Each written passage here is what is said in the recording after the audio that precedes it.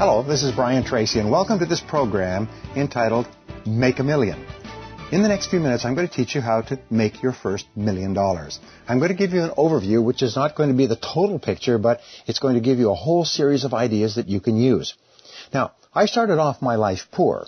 I didn't have any money. I didn't graduate from high school. I worked at laboring jobs for several years. On a couple of occasions, I went on welfare and on unemployment insurance. I lived in my car. Sometimes I say I was homeless before it was respectable. And after working at laboring jobs, I drifted into sales, straight commission sales, because there were no laboring jobs available. And in straight commission sales, I just went around in circles.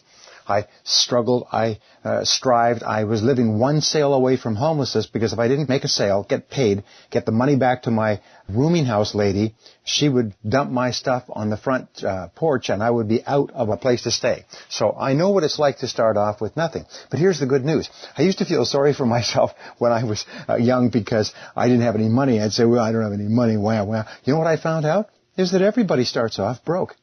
Everybody who is wealthy today, with very few exceptions, started off with nothing.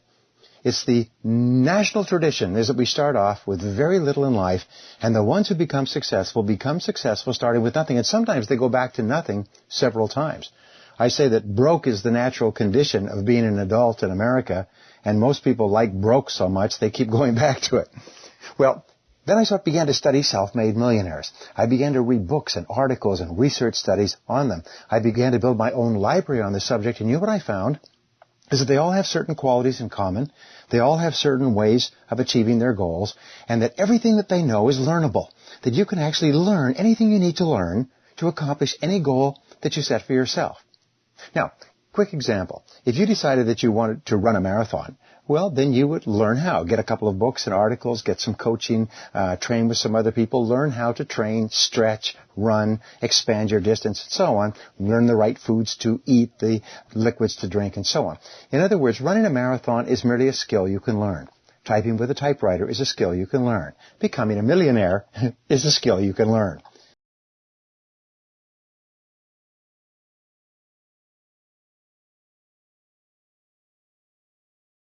Now, in the year 1900, when the century changed last time, there were about 5,000 millionaires in America, virtually all of them self-made. By the year 2000, there were 5 million millionaires in America. There's 7 million millionaires in the world, and 5 million of them live in the United States. That's an increase of 1,000 times. And even though the economy goes up and down at times, there are still people becoming millionaires at a more rapid rate today than ever before. And the reason is because more and more of them are learning how. They're learning how others did it, and they're doing the same thing over and over. Now, here's a rule for you. If you do what other successful people do, in this case millionaires, nothing in the world can stop you from getting the same results they do eventually, as long as you keep on keeping on. However, the flip side is equally true. If you don't do what self-made millionaires do, then nothing in the world can help you to become financially independent. So your job, my job, our goal today is for you to get onto the fast track in your life by learning how people become self-made millionaires. So, there are more opportunities for more people to become millionaires in the years ahead than ever before. The United States has just been awarded, if you like, the designation as the most entrepreneurial country in the world. It is more possible to create wealth here in the U.S. than it is anywhere else in the world or than it has ever been before. So here's some of the basic rules for becoming a millionaire. Remember, if you break the basic rules, it's very, very hard for you to succeed in any field. So number 1, spend less than you earn.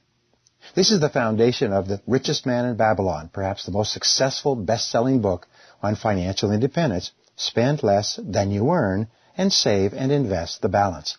In other words, live on less than you're bringing in. W. Clement Stone once said, "If you cannot save money, then the seeds of greatness are not in you." In other words, if you don't have the overall discipline to spend less than you earn, then you probably can't accomplish much else in life as well. So here's the rule. Save $100 a month. Now, if you save $100 a month and you invest it carefully in a well-chosen mutual fund, and it grows at an average of 10% per annum, from the age of 20 to the age of 65, you will be worth $1,118,000. Now imagine that. What that means, and by the way, there's lots of studies that verify this, what that means is that every single person starting work today, if they saved $100 per month and lived on the balance, could become a millionaire. There was a great study completed in Washington some years ago called 100 Million Millionaires, ? And what they did is said, yes, everybody could become a millionaire in that you could have assets worth $1 million when you're retired and be financially independent, and you would own it all. Of course, the study was buried because the government wants you to be dependent upon them rather than to be independent. So it's possible for everyone to do it if you start early enough, save steadily and consistently enough, and don't spend the money. So here's the second basic rule for becoming a millionaire, is pay yourself first. Now this is one of the most important of all rules. Most people save what they have left over. People who become wealthy save the money before they spend anything else. They save off the top of every paycheck. In other words, if they make $1,000 a month, they save 10% or more. They take $100 off the top and they only spend the $900. The average person takes the $1,000 and they spend everything they can, and if they have anything left over, they put it in the bank, usually only for a short while. Now, most people say, well, I can't save 10% of my income. If you knew how many bills I had and so on, and I understand because I've been there. So here's the rule. It's the trick.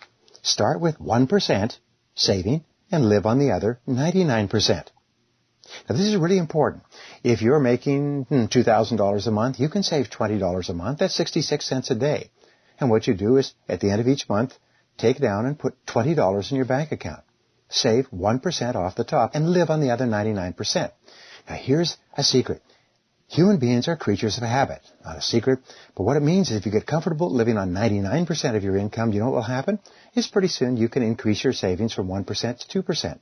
And then from 2% to 3%. Within a year, you'll be at 10%. Within 2 years, at 20%. Within 3 years, at 30% or more. And the most amazing things will happen. First of all, your debts will start to all go away like ice melts in the spring.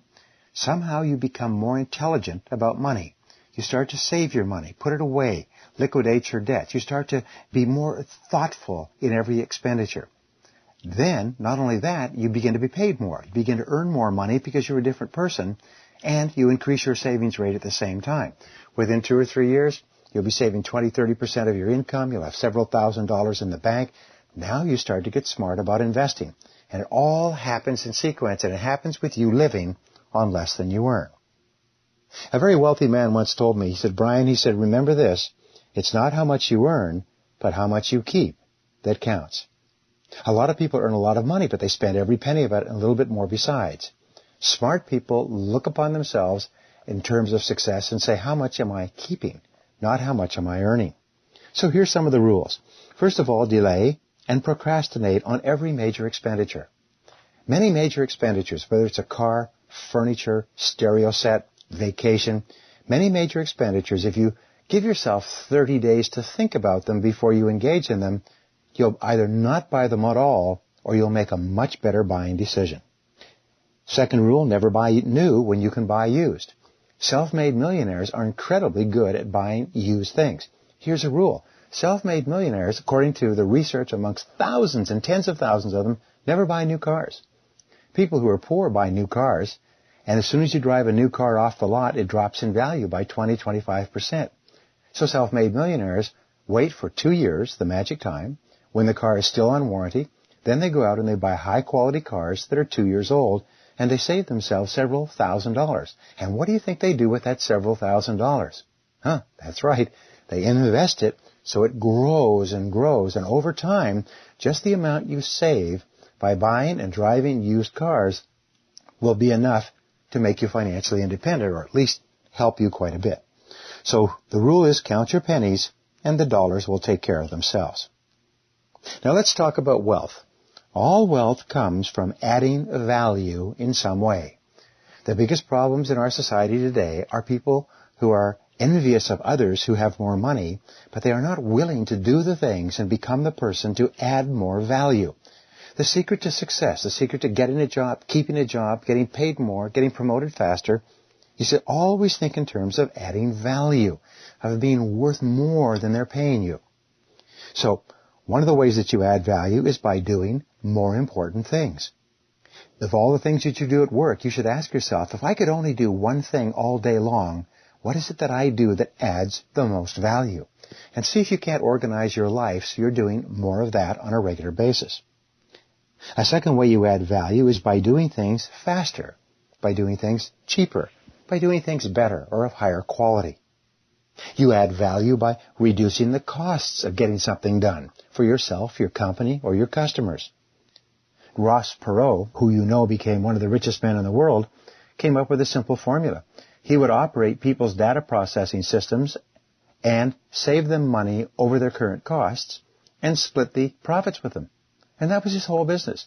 And he went in and became so efficient at operating data services that he could actually save his customers money and make money for himself. He became one of the richest men in the world by finding ways to reduce costs. You can increase convenience for your customers by making it easier for them to buy and use your product. And you can increase the quality and keep the price. All ways of adding value. You also add value by giving people more of what they want and need at prices they're willing and able to pay. This is basically the secret of business. Find out what people want and need, and then give it to them, and give it to them really well at prices they're willing to pay. Well, self-made millionaires in America have been studied at great length, and we know where they come from. Let me tell you the sources of self-made millionaires. Number one source, top of the list, top of the hit parade, is entrepreneurs. 74% of self-made millionaires in America are those who have started and built their own businesses. Sometimes, usually started as one person or two people, they've built their own business and become millionaires. Even Bill Gates started his own business. Michael Dell started his own business. Warren Buffett, some of the people who are the richest people in the world today, started off with one or two people and built their own business. Now, a second major source of self-made millionaires is well-paid executives. People who work for large companies and work for a long time and buy shares of stock and get paid very well and hold on to the money. Very, very fine way to become extremely wealthy. A third source of professionals, 10%, are doctors, lawyers, and other professionals. People who are at the top of their field, do very good work, get very well paid for it, and, again, hold on to the money. Now, here's an important point. 5% of self-made millionaires in America are salespeople. Now, imagine that. Salespeople make up 5% of self-made millionaires, and these are people who always worked for another company, and they became so good and so well paid that they eventually became millionaires as a result. And that is possible for you. All others, by the way, we've just talked about 99%. All others constitute 1%. Every rock star, every famous author, every actor, every inventor, every single person who's ever done something remarkable constitutes less than 1% of self-made millionaires. So here's the key point here. Self-owned businesses and entrepreneurs contribute 74% of self-made millionaires. Salespeople contribute 5%. Total, 79%. Which means that if you're in sales and entrepreneurship today, you have 79% of the possibility of ever becoming a self-made millionaire contained in exactly what you're doing right now. The only question is, are you going to take full advantage of it? Now, the largest single source of self-made millionaires are people like you who start with nothing and get into the market and start a business and build it. Well, what are the qualities, the most important qualities of self-made millionaires? There's basically 7. And this, again, is the result of exhaustive research. Number 1, top of the list, is honesty. Someone once said that if honesty did not exist, it would have to be invented as the surest way of getting rich. Why is honesty so important? It's because as soon as you go beyond your own resources, you have to borrow money. And you can only borrow money if people trust you, if people know that you're honest and that you've always been honest. So therefore, you dramatically leverage yourself by developing the kind of reputation that people can trust, that people know that if you say you'll do something, you'll do it. If you say you'll pay something back, you'll pay it back. If you have a problem, you let them know, and so on. Now, the second quality of self-made millionaires is self-discipline. Napoleon Hill used to call it the master key to riches. In his interviews of more than 500 of the wealthiest men that America ever produced, he found that self-discipline was the one common quality they all had. It was the one quality that guaranteed their success. And self-discipline is learnable by practicing discipline whenever it is required. The third quality of self-made millionaires is getting along well with people. It's likability. If people like you, they'll want to do business with you. If people like you, they'll want to lend you money. If people like you, they'll want to work for you and work hard. So you find that people with positive mental attitudes, optimists, cheerful, nice people, tend to be far more successful in every area financially than people who aren't. A fourth quality is having a supportive spouse. Now that's interesting.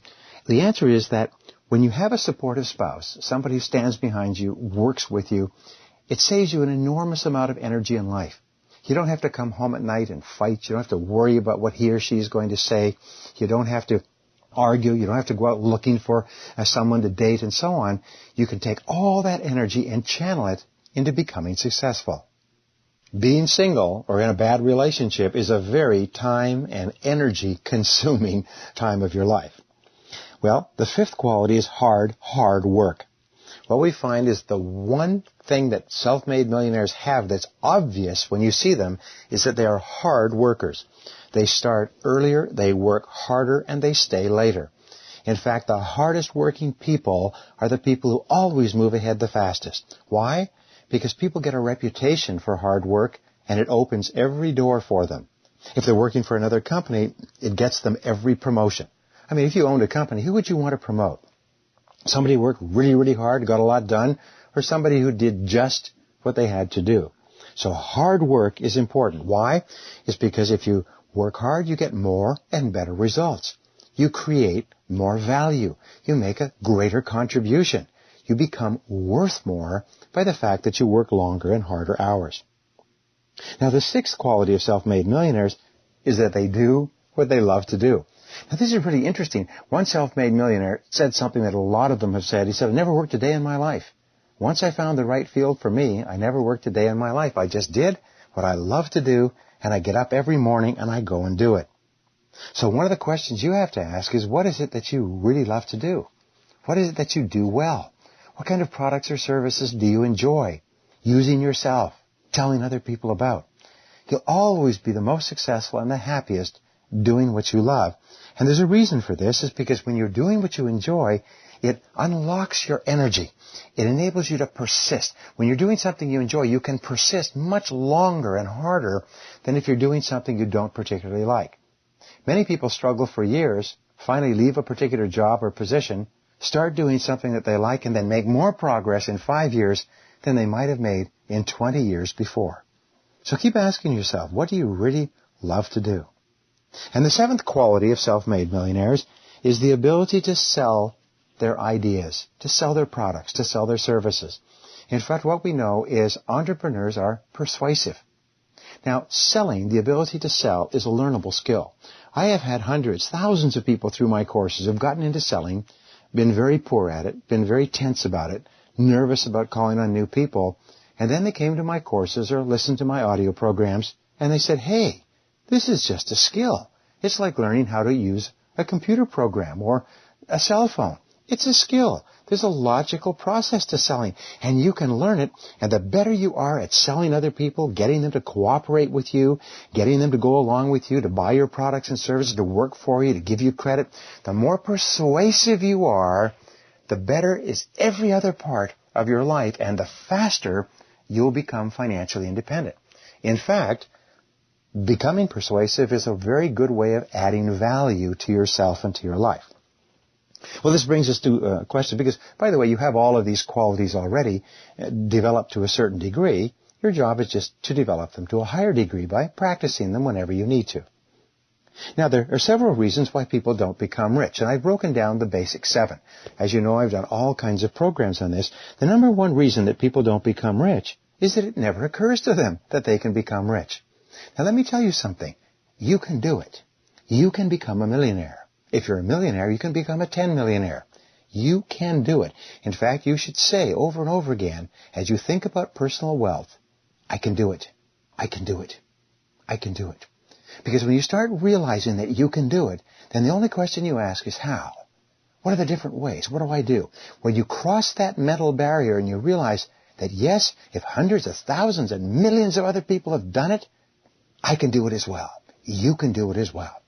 So the number one reason that it never occurs to them. From now on, it's occurred to you. Number 2, they never decide to.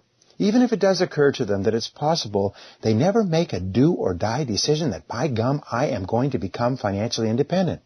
They wish and they hope and they pray, but here's the rule. Nothing happens in life until you make a decision and burn your bridges and take action. So just decide, I am going to do it, and then take down a piece of paper and write out every single thing that you could think of to do that would help you to become financially independent. Now, the third reason people don't become rich is they procrastinate. Most financial advisors will tell you this is the number one reason. They always have an excuse in their 20s and their 30s, their 40s, always have an excuse, always have a bill to pay, always have a reason why they can't start putting away their money today. They have family and travel and all kinds of things. Interesting, I was reading an article in the financial press just today talking about young people who don't buy health insurance. They say, well, they can't afford health insurance, but they can afford ski vacations and new cars and going out drinking and dating with their friends and clothes and everything else, but they can't afford health insurance, so they're going to put it off until a better time. Do you know that the average person at the age of 40 in America, the average adult, is worth only a couple of $1,000s? The average adult at the age of 50 is only worth about $40,000, $50,000. Is that most people don't really get serious about their finances until their 50s and 60s? Don't let this happen to you. Don't procrastinate. Make a decision and do it now.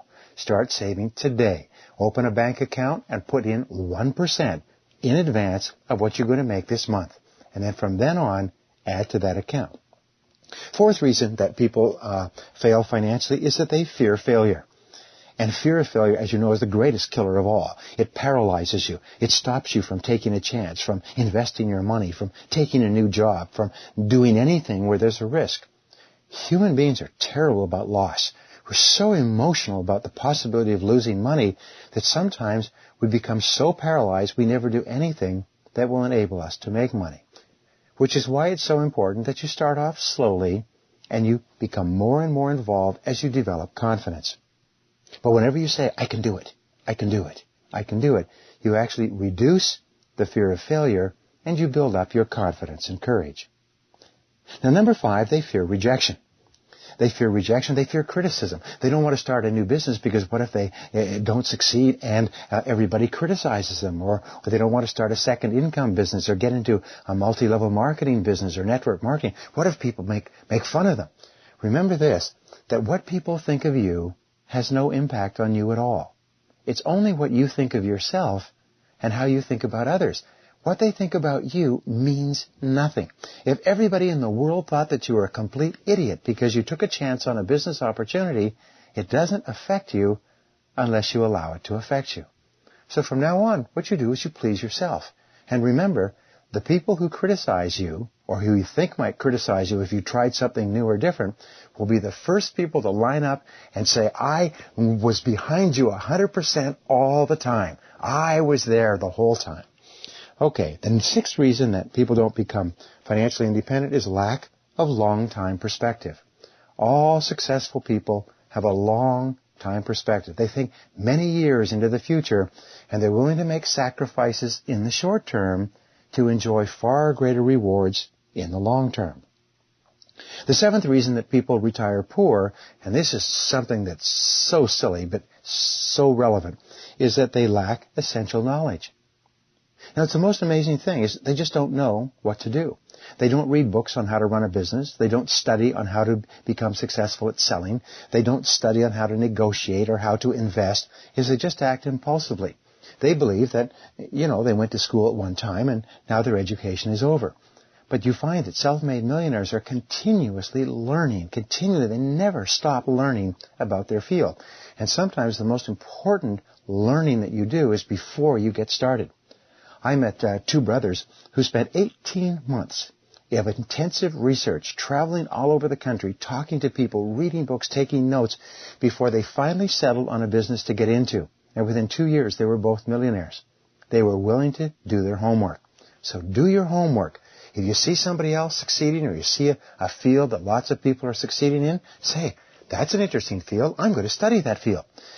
Here's a mistake people make. They say, well, what if I do all the study in this field and it turns out that it's not a good field to go into? I've lost all my time. No, you nitwit. You'll have learned valuable things which will help you when you study the next field and go into the next field. No good effort is ever lost. No effort of study that helps you become better is ever lost. It all accumulates and comes back to help you later on. Well, many have read my friend Robert Kiyosaki's book, Rich Dad, Poor Dad. The Rich Dad, Poor Dad philosophy is very sound, and what Bob Kiyosaki says that there's 4 categories of people. He calls these the 4 quadrants. The first category, the great majority, are employees who work for a salary. Now, people who work for a salary have all their deductions taken off at source. They take the money home and they spend it on their lifestyle, and they very seldom ever get ahead. A friend of mine wrote a book once, and he said, "You never get rich working for someone else. You only get rich working for yourself." However, employee status is where we start. We all have to start somewhere. The second category of people, the next higher category, is self-employed people. These are people who earn their livings from commissions, income, bonuses, fees, and so on. They're what you might call free agents. Many people, for instance, who are contractors or who are computer programmers or who are repair people or even doctors, lawyers, architects, and engineers who work on their own are basically self-employed. In other words, they can only eat what they kill. They can only get money when they're actually working and getting results that they're being paid for. The next level up are entrepreneurs. And entrepreneurs are people who have other people working for them. When you start off with your job and you start your own business, you're an entrepreneur in a way, but you only really become a serious entrepreneur when you begin to hire people who can do certain things for you to free up your time to do things that are more valuable. Now, here's the key to entrepreneurship. The whole purpose of hiring other people is so that you can do more of those things that pay you the very most. And you don't hire other people to do things that you should be doing. All right? If your biggest skill is your ability to sell, you don't hire salespeople and then sit in the office behind the desk shuffling papers. So, entrepreneurs leverage themselves, multiply their ability by hiring others to do specialized functions that they're either not good at or which is not a good use of your time. And finally, investors. This is the highest level of all. These are people who put up their own money and can borrow the money of others, and they create wealth or sources of wealth that generate income for them when they're not working. Even an entrepreneur has to be working all the time, but an investor is a person who owns a piece of a business or maybe even owns the whole business, and it continues to generate revenue. When you buy stocks, by the way, you are investing in another company that other people are running. And if they run the company well, you will make money from stocks and mutual fund investments. This is a form of investing. Your ultimate goal in life is to become an investor. However, you have to go through being an employee, being self-employed, and being an entrepreneur in order to generate the revenue necessary so that you can be an investor. Now, here's the best definition of wealth I've ever read, and it is, wealth is income from other sources. You're not wealthy if you make a good living. You're only wealthy if you make a good living when you're not working. If you have to work every day for your living, you may be well paid, and there's a lot of well-paid people who have so many debts and so much debt service and so many payments that they're only 2 months away from homelessness. So wealth means that you have money that is working for you, whether you work or not. Your goal is to move from employee to self-employed to entrepreneur to investor in stages with a plan and with measures or benchmarks on how to get there. So let's talk about personal financial planning. I have many graduates and people who work with me who changed their lives with some of the things that we're going to talk about. And in personal financial planning, first thing you do is you set clear financial goals for your life and for every part of your life. Remember, a goal that is in writing, and USA Today had a study on this just recently. I've taught it for 20 years. A goal that's in writing has 10 times the likelihood of coming true than a goal that is in your head. And don't worry about getting the wrong goals or changing your goals. Get something on the paper. It's sort of like when you go into a restaurant, the first thing is you want to get something served quickly as possible. What you have to do is write down as quickly as possible financial goals for your life. Start off with your annual income goal. How much do you want to earn in the next year? How much do you want to earn in the second year after that? Year 3, year 4, year 5, year 10, 15, 20. Write it down. What I do, by the way, is I calculate how much I earned this year, and then I increase it by 25% a year. I say next year, if I earned $100,000 this year, next year I want to earn $125,000. And then you use a calculator and you multiply, and the next year you want to earn $155,000 or $160,000, and the next year so on. Now you've got some targets to aim at. You can always change them with experience, but now you have a target for your annual income goals. Then your next goal is your monthly savings goal. How much do you want to save each month? Be specific about the amount. I want to save X number of dollars each month, and write it down. Remember, it's much more likely to come true. Next thing, calculate your net worth. Figure out how much you're worth today, how much you're worth each month, how much you're worth each year. Constantly keep reviewing your net worth so you can see if it's changing in a positive or negative way. One of the best things you can do is stop by the bank and pick up a bank loan application form and fill it out completely in detail as though a banker were going to study it. Those bank loan application forms, by the way, are as hard as death. You know, they're as serious as a heart attack, as they say. Is you can't fudge. You can't say, well, my stamp collection is worth this or my clothes are worth that. When you fill out one of those applications, all they care about is show me the money. Show me the money. Then set down a goal for your retirement. How much do you want to be bringing in each year when you retire? And then calculate your retirement goal as 20 times that amount. For example, if you want to have an income of $5,000 a month, and that's $60,000 a year, well, 20 times $60,000 a year is $1,200,000 that you'll have to have accumulated before you retire. Now, mind you, this is conservative. It doesn't take into consideration growth of your portfolio, but the very best financial consultants will tell you that your goal should be to have 20 times the amount that you will need to live comfortably on so that you can draw down from your capital all your life and never run out of money. And remember this, is the average person, yourself, listening to this program, is going to live to be 85 or 90 years old. You'll retire at 65 or 70, you'll need 20 years to retire on, so the time to start thinking about it is when? That's right now. Well, the second part of personal financial planning is to analyze your current situation. Take a look at your current situation in every detail. Look at all of your income, look at all of your expenses. First of all, calculate how much are you worth exactly today, and then calculate how much do you owe exactly today, and deduct that, and say, what is your current net worth? One of the exercises I put my students through is I say, imagine that you were going to move to another country and you had to sell everything you had into cash and take the cash with you. How much would you have left in cash if you had to sell everything that you owned? And when you ask that question, you realize that your furniture, your clothes, your stereo set, and things like that are worth about 10 cents on the dollar. So think about terms of cash. What is your current net worth today? Now, most people don't like this exercise, but remember, honesty is important. You must be really, really honest, and as Jim Collins says in his book, Good to Great, you have to ask yourself the brutal questions. Honey, how much are we really worth? We're earning this amount, and we've got this house, and we've got this car, but, when you strip it all away, how much do we really have? How much are we worth? Then, once you know how much you're worth, you resort to trimming. Now, trimming is where you begin to slice off, trim, and reduce your expenses. The way you do this is you carefully evaluate every expense before you make it. Most people are in financial trouble because they spend money impulsively. One of the best recommendations is to get rid of all your credit cards and pay cash for everything. When you have to pay cash for something, you really see how much it's costing. Credit card money sometimes doesn't seem like real money. But when you have to pay cash, it makes you real smart about spending. So evaluate every expense before you invest it. Second of all is delay and procrastinate on buying larger items. Remember, if you take a month to think over before you spend money on something, chances are you won't buy it at all. Always buy time between yourself and making a decision on expensive outlays.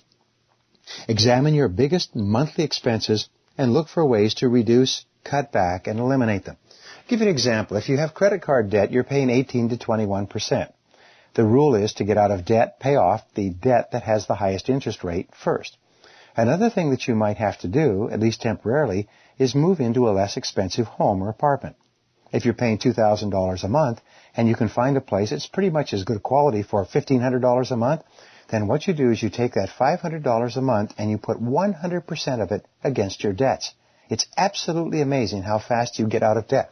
And I'll tell you this, the difference between a person who has money in the bank and is out of debt and a person who has debts and is worried about money is night and day. The one who has money is calm, confident, powerful, optimistic, friendly. You know that little poem that says, "Come here and let me tell you, my little honey, a rich man's jokes are always funny." And the wonderful thing is when you have lots of money in the bank, you feel great about yourself. When you don't have money, you worry about it all the time. You know, someone once said that money is like food. If you're well fed and you've got lots of food, you don't even think about it. But if you are cut off from food for any period of time, you think of nothing else. It's the same thing with money. So think of cutting back your expenditures. Many people will reduce the size of their car. Many people will get rid of their leases. Many people will look at expenditures in their lives and cut them back, cut off club expenditures, cut off dues, stop subscribing to certain things, and so on, and take that extra money and either save it or pay off your debts. Now, another way, part of personal financial planning, is training. And I'm a fanatic on this subject. Training means to make yourself more valuable. And I think it's one of the most important things you do is constantly work on becoming more valuable. You know, keep saying, how can I add more value? What subjects do I need to become better in? And here's a question which I encourage my students to ask. Is what one skill, if you were really excellent at it, would help you the most in achieving your personal income? What one skill, if you're outstanding at it, would help you the most to double your income? And whatever that skill is, set it as a goal and write it down, make a plan, and work on getting better in that area every single day until you master the skill. And then you ask, now, what one skill would help me the most? And you set that as a goal and make a plan and work on it every day. In training, concentrate on your hourly rate.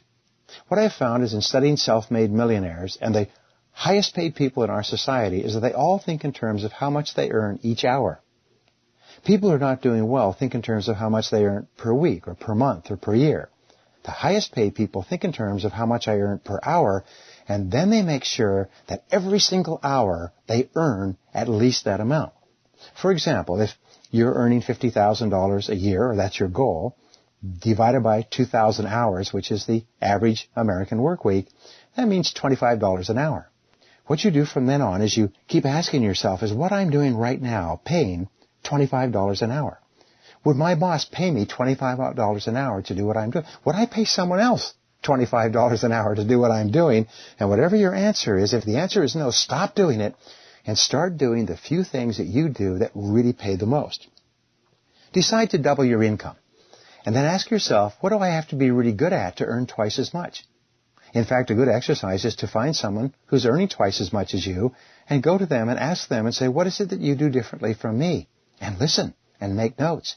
And if you ask a few people, you'll find that they listen to audio programs in their car like this. They read and study every day. They start earlier. They work harder. They stay later. They go to conferences. They concentrate on their highest value tasks. Whatever they tell you, do the same thing. Apply the 80-20 rule to your work.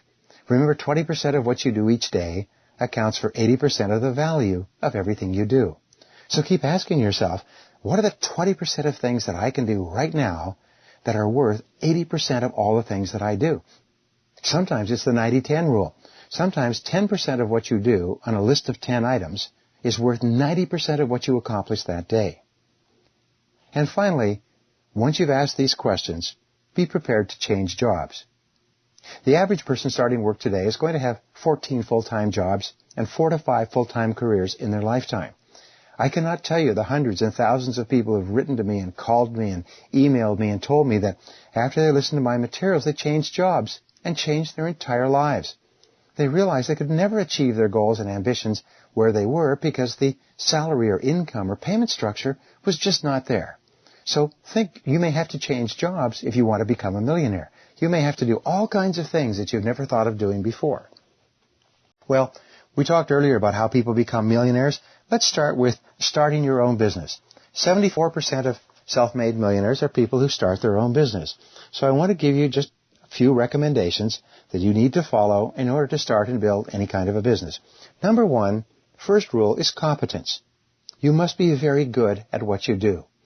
You must never go into anything if you don't believe that you can become better than 90% of the people working in that field. You must pick a field that you enjoy, and then you must commit yourself to becoming absolutely excellent at doing the most important thing that customers value. So competence is really important. Most self-owned businesses are started by people who were really, really good at something and who were not appreciated where they were, so they went and they started their own business where they could be paid more. Now, the second part of starting your own business is customers. Remember that sales success is the key to business success. Is that all of business success comes from high sales. All business problems come from low sales. Your job is to focus all of your time and attention on making sales. One of the first questions I ask when I consult with businesses is, where are the customers going to come from?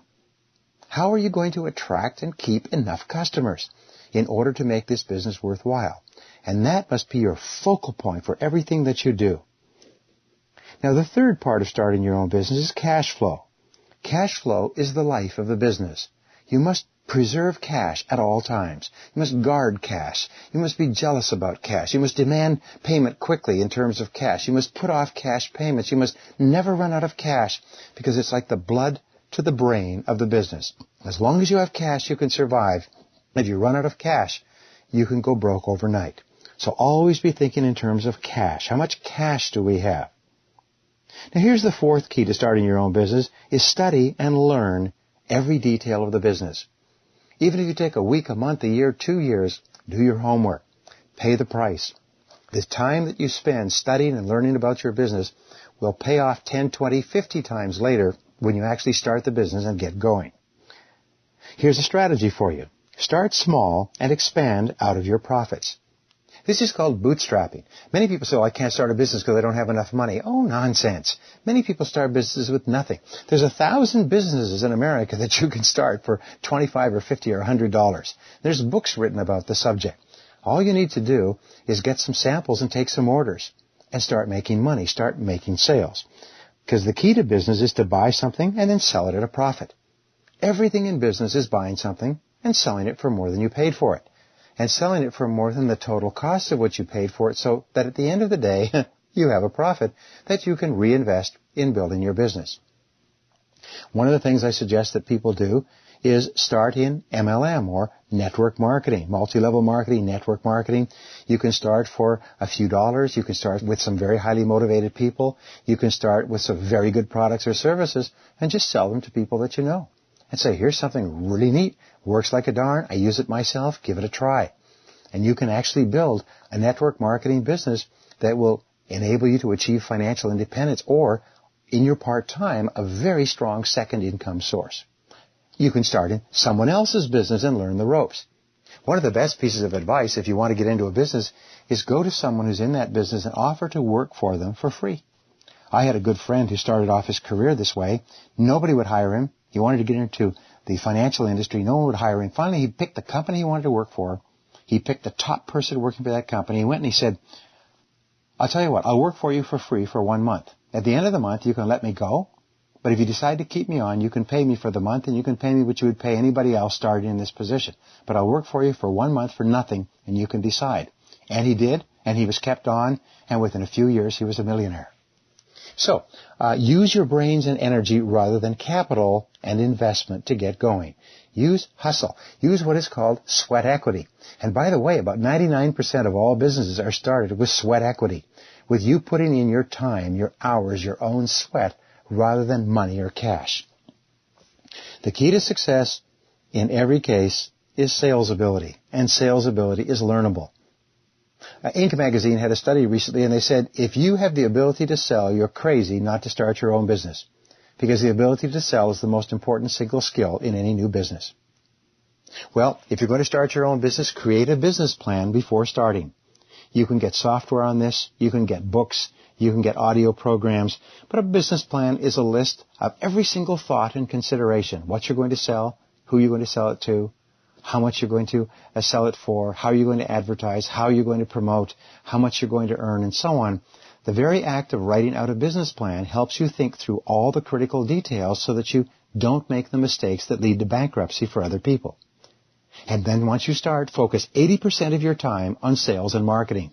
Get up every morning, get out there, and start selling. I got an email from a woman recently with a complete story of all of her problems with her business. And she said, what should I do? And I said, just sell. Regards, Brian. And she wrote back to me and she said, I was offended by the curtness of your response. And then I read it several times and I realized that's the solution to all my problems. Just sell. Just do it. Practice frugality in all things at all times. During the dot-com boom, people would raise money, then they go out and spend millions of dollars on offices and not on sales. And then they wouldn't get the sales and the company would go broke and all the cash was gone. Your job is to spend as little as you possibly can. Be cheap, cheap, cheap. I call this the canary song. Cheap, cheap, cheap. And spend all of your time and effort just on getting sales. I have a good friend who's a management consultant and says, remember this, if it's not revenue, it's expense. And focus your efforts on revenue, not expense. And finally, in starting your own business, resolve to learn from every mistake. Learn from every experience. Keep asking yourself, what did I learn from this experience? And write it down. Well, many people listening to this say, what about real estate? Well, if you want to build a real estate fortune, it's eminently possible. Many of the big fortunes in America are based on real estate. So here's the key definition of real estate. Real estate is its future earning ability. Real estate is positive cash flow. A piece of real estate is only valuable to the degree to which it generates a positive cash flow that is at least 10 to 12 times the cost of the property. Real estate is valued at 10 to 12 times its positive cash flow after 100% of expenses, debt service, taxes, maintenance, and everything else. So that's what real estate is. You want to get into real estate, and you want to build up an estate in real estate that generates positive cash flow. The rule is, like with your own business, start small and grow with experience. Start small and grow with experience. One of the very best of all strategies for becoming a real estate millionaire is called buy 'em, fix 'em. It's an old strategy, but what it means is you find a house that needs a lot of work and you buy it at a really good price. Sometimes you can just take over the mortgage because the person has let the house decline, so it's not worth very much. Move into the house and spend your evenings and weekends fixing up the house. Once the house is fixed up, you can then rent the house for more than the cost of the mortgage to a good tenant and move on and do it again. I cannot tell you how many people I've met with limited educations, new immigrants to this country, who had no other strategy but buy 'em, fix 'em, and in 10 to 15 years, they owned $2, $3, $4 million worth of real estate.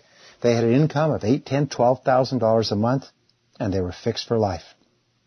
So, use sweat equity to build value in your home. Again, just spend all the time yourself. Learn how to do renovations. Learn how to paint. Learn how to put in carpets and do the gardening yourself and clean it up. Then repeat the process of buy 'em, fix 'em 3 or 4 times each year. Some people aim to have one house that they buy, move into, clean up, and rent every 3 months.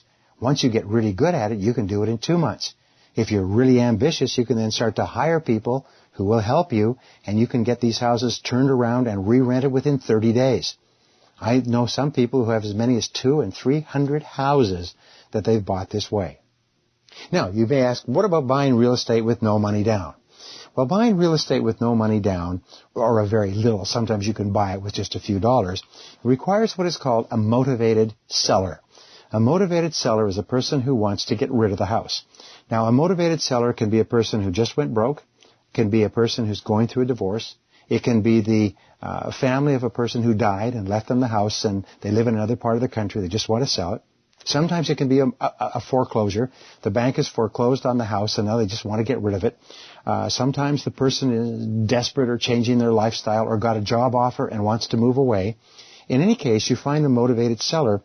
And what the real estate professionals will tell you is you use a 110-3-1 rule, which means you have to look at 100 houses that are for sale to find one where the person is willing to sell it below its value with no down payment, no money down. You have to look at 100, you have to find 10 that make sense based on your parameters, and then you have to make offers on 3 of those houses and get 1. So out of 100 houses, you end up getting 1 house. I know people who will do this, so you'll get better and better at it, and all they do is go around and buy inexpensive houses. And you know what happens? After a few years, 1 out of 100, they buy the house, they clean it up, they re-rent it, they refinance it, and move on. After a few years, they've got $1 million worth of property, and they have no money of their own in the investment. So the process of buying a house with no money down is offer to buy it with no money down. You can just call. My friend Robert Allen does this in public seminars. He'll take a page out of the newspaper with homes for sale. He'll plug them into a telephone system that the whole audience can hear, and from that town, from that city, and he'll call them up and say, hello, this is Robert Allen. Would you sell your house for no money down? And he doesn't make more than 3 or 4 calls before the person is willing to sell their house with no money down. It's the most amazing darn thing. It's happening all the time. Now, if you need to make an offer on a house, lowball the house. Offer 50 or 60% of the offering price, and offer to pay cash. You see, if you set up a bank that will lend you 80% on a first mortgage for the house that you're going to move into temporarily while you're fixing it up, well then, if you can get the house for 60 or 70 or 75% of its value, let's say it's a $100,000 house and you offer $60,000 or $70,000 cash, the bank will give you 80. You can move into the house, use the balance to clean up the house, rent the house out, and you now have a $100,000 house and $20,000 worth of equity. Quickly clean up the house. The keys to cleaning up a house are to, first of all, paint it so it looks really good from the outside. Clean up the yard, do the landscaping, clean up the whole yard, paint everything, and carpet the inside of the house. It's absolutely amazing. Painting inside and out, new carpeting throughout, plus nice landscaping will change the value of a house by many thousands of dollars and enable you to get a mortgage or enable you to rent out the house.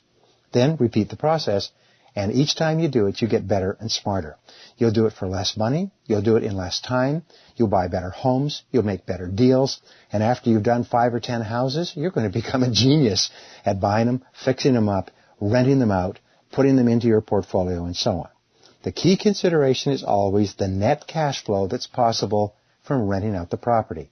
How much cash are you going to get back every month as a result of owning this property above and beyond all the costs? Now, one key point with regard to commercial real estate. People ask, well, what about apartment buildings or retail? The key consideration there is, first of all, the possible rental rates. How much can you rent the property for relative to how much you're going to have to pay? So you check the area carefully in advance. The second key to success is good tenants. And by the way, good tenants are the key to success in residential real estate as well. Avoid what are called tenants from hell by carefully doing background checks on your tenants. If you have good tenants, it's a dream. If you have bad tenants, it's a nightmare. The key in commercial real estate is find good tenants. Find really nice people who have good credit ratings, solid business, people who will pay in full, on schedule. Do your background checks. Never believe anything or take anything anyone tells you on faith when you're looking at renting your property to them. Now, your goal, of course, is to buy the property and rent out the property, gradually increasing the rents, and then mortgage or remortgage the property based on cash flow, and then take that mortgage money and reinvest it in more real estate. Important point. If you can buy a piece of property and remortgage it later, none of that money is taxable. I just processed a piece of property where we remortgaged it for $1 million above what we paid for it 10 years ago, and all that money goes into your pocket, no taxes payable, just by getting a bigger mortgage on a property that is now earning more money. Okay, borrowing from the bank. People say, well, how do you borrow money from the bank? Well, understand this, that banks are regulated. Banks are not in the business of investing. Banks don't take risks. Banks have only one goal in life. It's to make good, safe, careful, conservative loans and get paid back on schedule. That's all they care about. So, banks have 5 C's that they look at whenever you apply to them for a loan. The first C is they look for your credit rating. What is your credit rating? And that means your personal credit rating, because the best predictor that you will pay back the loan is how many loans that you've paid back already. So never do anything to hurt your credit rating. Maintain a meticulous credit rating all your life. The second thing that banks look for is your collateral. Is what else do you have that they can seize and sell if you don't pay back the money on this loan? And they seek as much as $5 of collateral in terms of your home, your car, your savings for every dollar that they will lend you. They are not in the business of taking risk. The third C is cash flow. And cash flow means from all sources. Not only how much are you going to get to service this loan or how much will your business make, but what other sources of income do you have just in case this particular source of cash flow doesn't work out. The fourth C is commitment. They want to know how much money you've got in it. And they want to be sure that you have enough money that it hurts. It's called hurtin' money. They want you to hurt. They want you to have skin in the game. And the more money you have, the more likely they are to lend to you. The fifth C is character, which means your reputation throughout your entire life. The better reputation you have, the more likely it is that they'll lend you money. So visit several banks if necessary to find a banker who will work with you. Be sure to invest considerable time and effort up front in finding a banker, and keep your banker informed of any changes. Maintain a good relationship with your banker. Now finally, stocks, bonds, and mutual funds. These are excellent places for parking money. When I say parking money, very few people make a lot of money in the stock market unless they're full-time and very intelligent, sophisticated investors. So most self-made millionaires park their money in the stock market. So when you look at stocks or mutual funds, the most important determinants of value are the sales, the earnings, and the free cash flow available. Always look at how solid the company is. Here's one of the measures, which is the price-earnings ratio. The price-earnings ratio for the last 100 years of most good stocks has been about 15-1. So therefore, look for stocks that have a good price-earnings ratio. Second of all, look for growing sales and growing profitability over at least the last 4 quarters. You want stocks that are growing stocks, that are positive stocks. Look for an industry or sector that's growing. For example, utilities are sometimes a great industry. Sometimes restaurants are a great industry. Sometimes telecom is a great industry. Sometimes it's not. But look at industry sectors that are growing or declining. And finally, look for a quality of management and consistency of results over time. Jack Welch is considered one of the best managers for a major company because while he managed General Electric, they had growing sales and growing earnings for 20 years. You should be able to do the same thing in checking out your stocks. Now, the best investment strategy in the stock market is what is called dollar cost averaging. That's where you invest the same amount every month in a mutual fund. Over the last 80 years, the average return in mutual funds has been about 10.8% per year.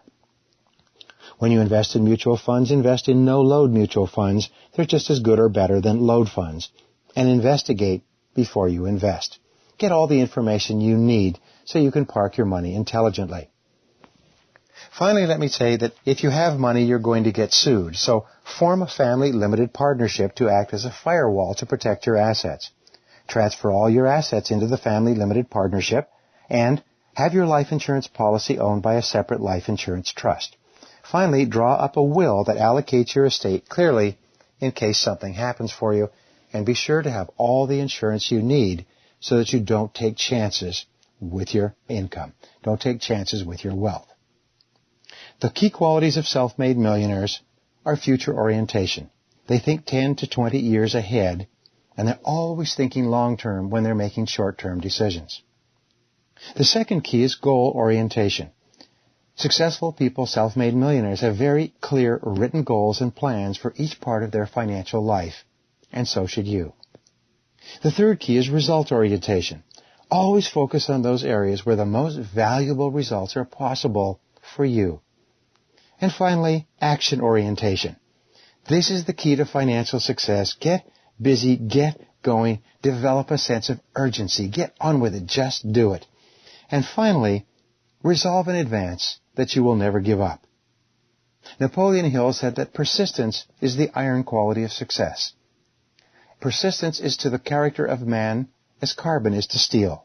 So make a decision that you can do it, that you will become a self-made millionaire, that you will become financially successful, that you will take every step necessary, and that you will never give up. Keep saying to yourself, I can do it, I can do it, I can do it. And remember this, act boldly, and unseen forces will come to your aid. Good luck.